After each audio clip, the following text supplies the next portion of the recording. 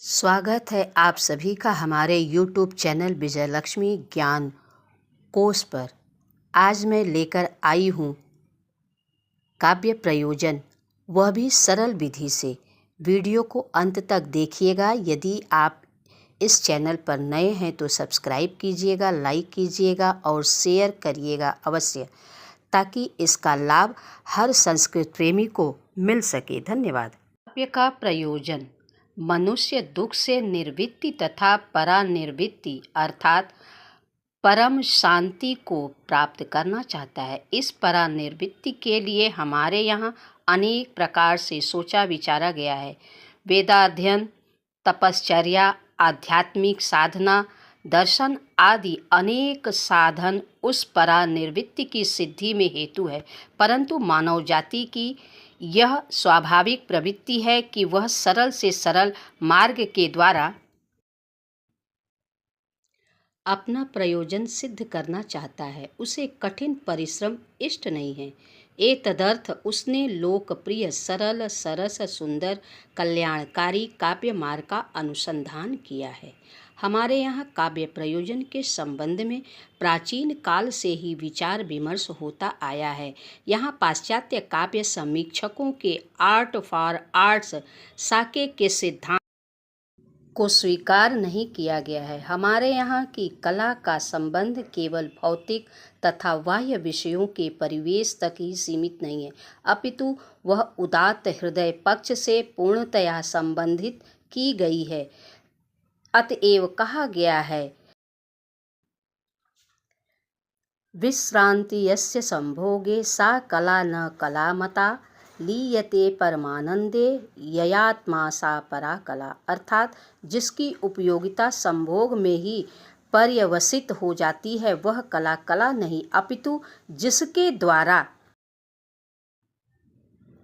आत्मा को परमात्मा की अनुभूति होती है वही उत्कृष्ट कोटि की कला है। भरत मुनि का अभिमत है कि काव्य का प्रयोजन लोक का मनोरंजन एवं लोकाकुलित परिश्रांत जनों को विश्रांति प्रदान करना है। वेद विद्येति इतिहासानां ख्यान परिकल्पनम विनोदजननं लोके नाट्यमेतत् भविष्यति।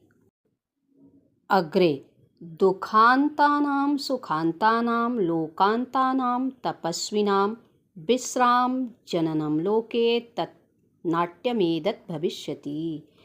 काव्य प्रयोजन की मीमांसा करते हुए कविराज विश्वनाथ लिखते हैं कि काव्य के द्वारा अल्पबुद्धि मानव भी अनायास ही धर्म अर्थ काम एवं मोक्ष रूप पुरुषार्थ चतुष्टय को प्राप्त कर सकता है। चतुर्ग फल प्राप्ति ही सुखादल्प धियामपि काव्यादेव यतस्तेन तत्स्वरूपं निरूप्यते।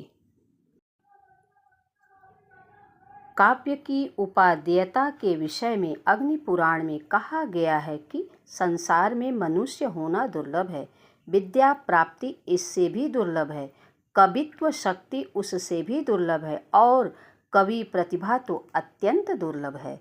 नरत्वं दुर्लभम लोके विद्या तत्र सुदुर्लभा, कवित्वं दुर्लभम तत्र शक्तिस्तत्र सुदुर्लभा। वाग्देवतावतार आचार्य मम्मट ने काव्य प्रयोजन का विस्तार पूर्वक विवेचन किया है। काव्यम यशसे अर्थ कीते व्यवहार विधे शिवेतर छतये सद्यः परनिर्वृत्तये कांता सम्मित तयोपदेश युजे। अर्थात काव्य निर्मित यश प्राप्ति के लिए, धनार्जन के लिए, व्यवहार ज्ञान के लिए, अमंगल विनाश के लिए, परमानंद की प्राप्ति के लिए और प्रियतमा के समान उपदेश देने के लिए होता है। इस संबंध में आचार्य मम्मट ने कांता सम्मित उपदेश की मीमांसा करते हुए कहा है कि किसी कार्य को संपन्न करने के लिए पहला प्रभु सम्मित, दूसरा मित्र सम्मित और तीसरा कांता सम्मित उपदेशों से प्रेरणा प्राप्त होती है। पहला प्रभु सम्मित वेद शास्त्रों का उपदेश राजा या स्वामी की आज्ञा के समान होता है। इसमें शब्द की प्रधानता रहती है। आदेश प्रधान होने के कारण लोग इस उपदेश के प्रति श्रद्धावान नहीं होते हैं। दूसरा, मित्र सम्मित।